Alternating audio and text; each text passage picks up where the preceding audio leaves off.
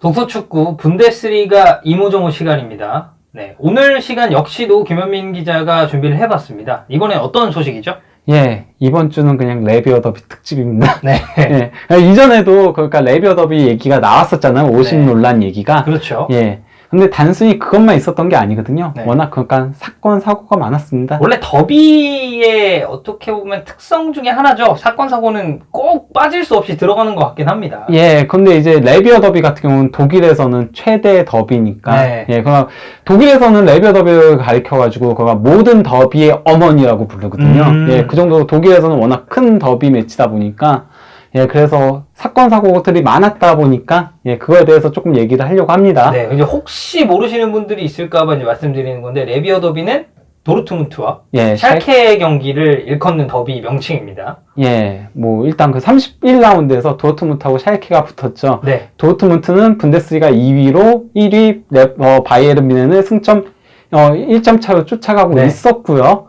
반면에 이제 샬케는 거의 강등권, 이게 잔류권이긴 했지만 아직 강등권에서 자유롭지 못한 상태였죠. 네, 완전히 벗어나지 예, 못한. 거기다가 이제 이 경기가 지그날 이두나 파크에서 있다 보니까 네, 도르트문트 홈구장이죠. 예, 많은 사람들이 도르트문트가 이길 거라고 예상을 했습니다. 네. 예, 이런 가운데 이제 양 팀의 경기가 있었는데요. 예, 일단 시작부터 경기 시작 전부터 입장할 때부터 문제가 있었습니다. 장내가 지금 예.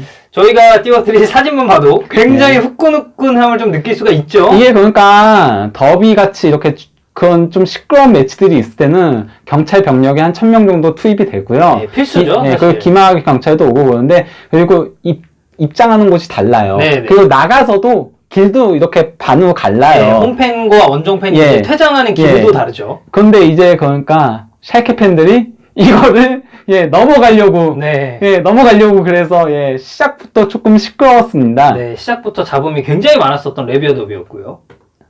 예, 그리고 홍염이 터뜨렸죠. 네. 예, 샬케 원정석에서 샬케 고율색인 파랑색. 예, 파란색 홍염을 터뜨려가지고 그래서 경기 전부터 약간 좀 이렇게 경기 킥오프 할 때도 좀 시야가 안 좋았습니다. 네. 그래서 원래 독일은 홍염을 터뜨리지 못하게 되어 있거든요. 네, 저거는 홍염인가요? 청염인가요?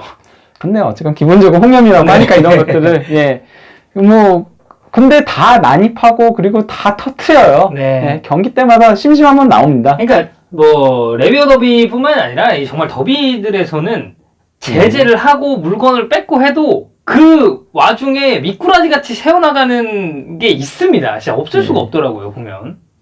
이거는 이제 양팀 응원석이었거든요. 예, 일단 여기가 왜냐면 원정 응원석이고요. 네. 여기가 도르트문트 팬들이 있다 보니까 이 중간을 비워놓게 합니다. 네, 여기서 이제 맞부딪히면 또 이제 예. 서로 간에 사고가 발생할 수가 있으니까요. 보안 요원들이 이렇게 서 있는 거거든요. 네. 예, 이런 식으로 되어 있는데요.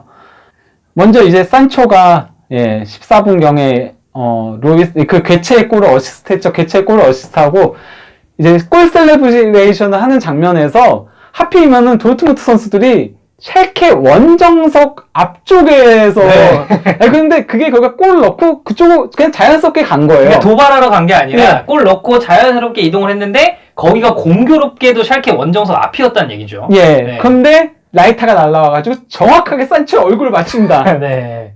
그래서 산초는 바깥에 있는 장면에서 저희 그 지난 방송 때 얘기한 그 핸드볼 반칙 장면이 네네네. 나왔던 거예요. 그게 산초는 안에 없었어요. 아예 그라운드에 있지도 않았었거든요. 네. 그래서 어쨌든 산초 선수가 샬케 한 팬이 네. 던진 라이터의 얼굴을 가격당한 사건이 있었고요.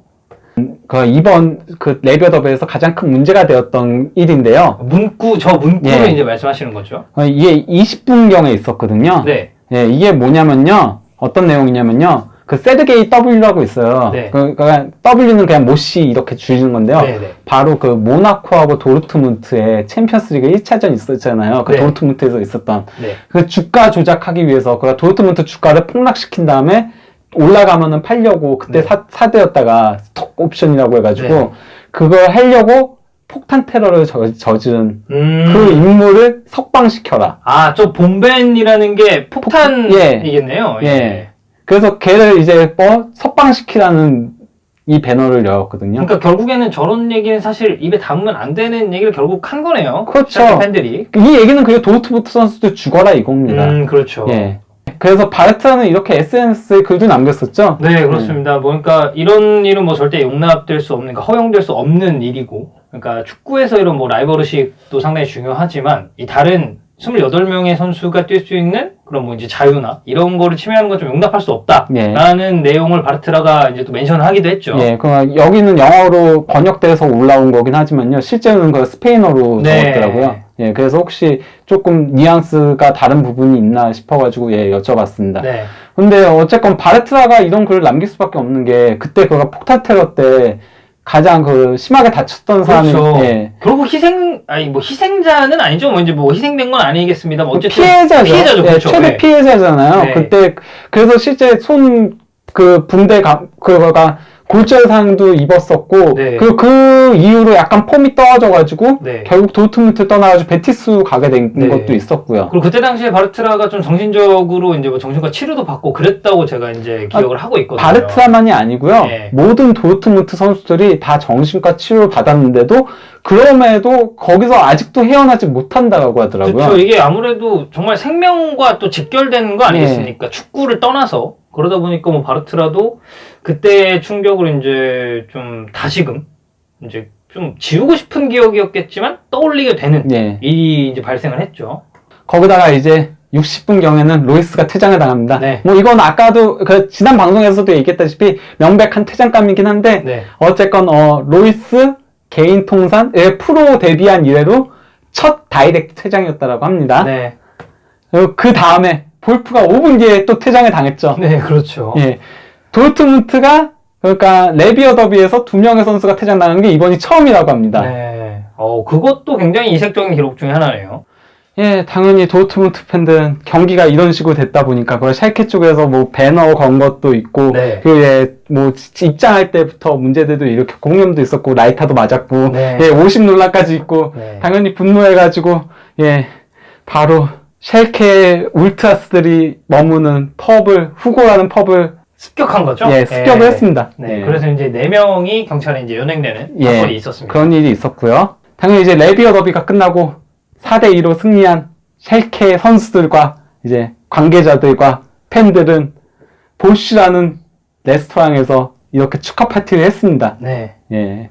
그러니까 일단 그 샬케가 도르트문트 원정에서 2경기 연속 4골로 이길 거거든요. 네. 지난 시즌에도 도르트문트 원정에서 전반전에 4골을 허용했다가 후반전에 4골 넣으면서 4대4 무승부를 이끌어냈었거든요. 네. 네. 이번에 4대2잖아요. 네. 4대2로 승리를 하면서 그 도르트문트 원정에서 분데스리가에서 2경기 연속 4골을 넣은 팀은 샬케가 유일하다라고 하더라고요. 네. 이것도 되게 의미 있는 기록이네요. 네. 거기다가 샬케가 분데스리가 이전 시대, 그러니까 1963년 이전에는 우승이 두 번째로 많았어요. 니른베르크 다음으로 많았는데, 네. 근데 그 후로 우승이 분데스리가에서는 단 한 번도 없었어요. 그 중에 이제 가장 유명한 게 4분 챔피언이라고 해가지고, 네. 예, 혹시 아시나요? 4분 챔피언? 아니요? 아, 몰라요? 네. 예, 이게 그러니까 2000 시즌 당시에 샬케가 우승을 거의 확정 짓고 있는 상태였어요. 네. 마지막 라운드에 정규 시간이 끝난 상태에서 샬케 경기는 끝난 상태에서 네. 다 동시간에 열리잖아, 마지막 그렇죠. 라운드는. 네. 샬케의 우승이 확정되는 순간에 바이에른 뮌헨이 추가 시간 4분에 안데르손이라는 선수가 골을 넣어가지고 네. 그래갖고 무승부를 이끌어내면서 그러면서 이제 승점 1점 차로 역전 우승을 하게 됩니다. 이거 그거네요. 맨체스터 유나이티드랑 맨체스터 시티 그 마지막 아구에로 추가 시간 득점에서 예. 뒤바뀐 그거랑 그 비슷한 상황이었네요. 예, 그래서 이제 그때 막 샬케 팬들이 다 내려와가지고 우승 축하를 하다가 그러다 눈물을 펑펑 흘리거든요. 그래갖고 그거에 관련해가지고 4분 마이스터라고 하기도 하고요. 그거가 4분 챔피언. 아, 그러니까 그 우승 확정이라고 생각했다가 우승이 좌절되기까지 시간이 4분이다. 예. 그 4분 챔피언이라는 얘기도 있고, 그리고 또 하나의 또 애칭이 있는 게, 내 마음속의 챔피언. 아, 내 마음속의 챔피언. 예. 샬케 한 번도 우승이 없다 보니까, 네. 내 마음속에는 챔피언이다. 이런 게 있었는데요. 예, 그 2003-04 시즌에 그때 그러니까 31라운드 경기였을 겁니다. 똑같이 아마.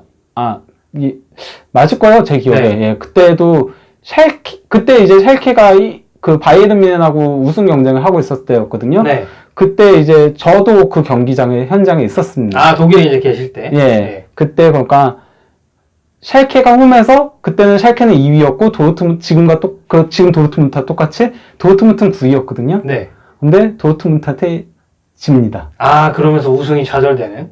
그냥 우승은 원래 좀 그 전에 사실상 힘들긴 했는데, 예, 어쨌건 못을 박는. 그러니까 사실상 끝나버린. 예. 네. 그러고 나서 제가 경기장에 나왔는데, 이제 막 계단 같은데 딱 갔는데, 샬케 팬들이 다 넓어져 있는 거예요. 아, 되게 좌절감이 좀 컸나 보네요. 그, 도르트문트하고의 경기에서 그랬어요. 아, 그렇죠. 또 이제 최대 라이벌 팀에게 사실상 숨통을 끊겨버린 살케가 그것도 홈에서. 되니까. 예, 그렇죠. 예, 홈에서 그러니까 진짜 저 그렇게 막 사람들이 넓어져 있는 거 처음 봤어요. 네. 다 막 넓어져가지고 막 그러고 있었고 2006-07 시즌 네. 이게 또 되게 극적이었는데요. 33라운드 당시 샬케가 1위였습니다. 네. 샬케가 1위였는데 도르트문트 원정을 갑니다. 네. 근데 그 경기에서 1대2로 집니다. 네. 져가지고 승점 1점 차로 슈투트가르트가 역전 우승을 합니다. 아, 또 그런 일이, 샬케가 되게 그런 희생양이 그리고 된 경우가 많았네요. 그때 바로 도르트문트 팬들이 이런 걸 띄웁니다. 이런 배너를. 네. 샬케 구장에다가 아. 이게 뭐냐면요. 평생 너희 손에는 우승 트로피는 없다. 아, 되게, 우승 방패는 없다. 그 샬레 방패거든요. 독일은 네. 우승이 방패 모양이거든요. 네. 너네 손에는 우승 방패는 없다. 저게 또 경비행기를 특별히 빌려서. 예. 네. 굉장히 공을 많이 들인 문구 중에 하나네요.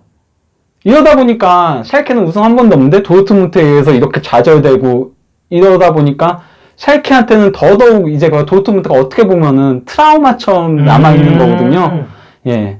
네, 결국에는 또 이렇게 라이벌 팀에 의해서 뭔가 이제 우승이 좌절되거나 예. 좀 결정적인 순간에 발목을 좀 잡히는 일이 있다면 사실 좀 공감이 되죠, 입장에서는.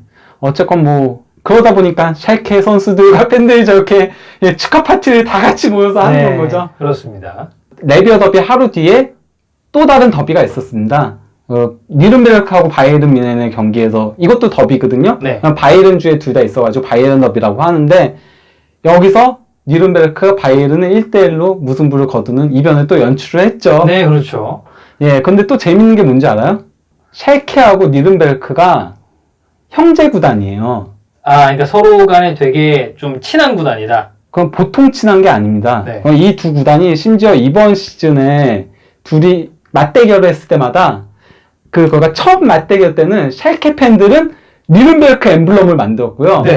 그 카드 섹션으로. 네, 네. 그리고 니른베르크 팬들은 샬케 엠블럼을 만들었습니다. 그 정도로 되게 예, 서로 간에 그 머플러에 이렇게 딱 샬케 한 반은 샬케 반은 니른베르크. 네. 그리고 우리는 형제다 이거 했고 또 후반기 맞대결에도 그런 현상들이 있었거든요. 네. 그게 그러니까 니른베르크하고 샬케하고 분데스리가 이전 시대 때 니른베르크는 최강팀이었고요. 네. 샬케는 2인자였어요. 네. 우리가 전통의 명가다. 아. 약간 좀 이런 것도 있고, 어떤 일들이 과거에 있었냐면은 심지어 그 2015년인가 2015년 16년 이때쯤에 있었던 일이에요.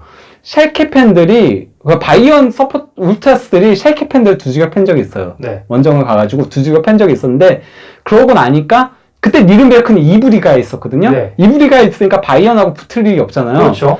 바이에른 17세 이하 팀인가 19세 이하 팀인가 아니면 2군 팀인가의 경기에 네. 하프타임에 니른베르크 울트라스들이 바이에른 팬들 접합니다. 아, 그냥 들어가가지고. 애들 경기에. 아. 물론 선수들 팬 게 아니고 팬들을 팬 거예요. 근데 학부모들 와 있는 그런데 그런 거예요. 그러니까 샬케가 이렇게 맞은 걸 복수한 거네요. 네. 어떻게 보면. 그래서 경기가 중단됐고, 그래서 원래 니른베르크가 2대0으로 이기고 있었는데, 네. 몰스패가 됐습니다. 팀의 패배까지도 어떻게 보면 불쌍한 그 복수 정신을 좀 발휘를 한 거네요. 예. 근데 형제 구단들이 자기네 더비 팀들의 발목을 잡으면서, 예, 분데스리가 1위 경쟁이 조금 시시하게 갈 뻔했던 거를, 끝까지, 정화를 조금, 시켜줬네요. 예, 알 수 없게 그렇게 만들었습니다. 네. 네, 이렇게 저희가 또 이 분데스리가에 있었던 이 레비어 더비부터 이 각종 또 니른베르크와 바이에른 뮌헨 뭐 더비 예. 그리고 또 샬케와 니른베르크가 굉장히 형제 구단이라는 예. 네, 그런 썰들을 한번 준비를 해서 재밌게 풀어봤는데요. 오늘 방송도 즐겁게 시청해 주셨을 거라고 이제 뭐 저희는 항상 생각을 하고 있습니다. 네, 오늘도 어김없이 좋아요 그리고 구독 알림 설정까지 부탁드리겠습니다. 감사합니다. 감사합니다.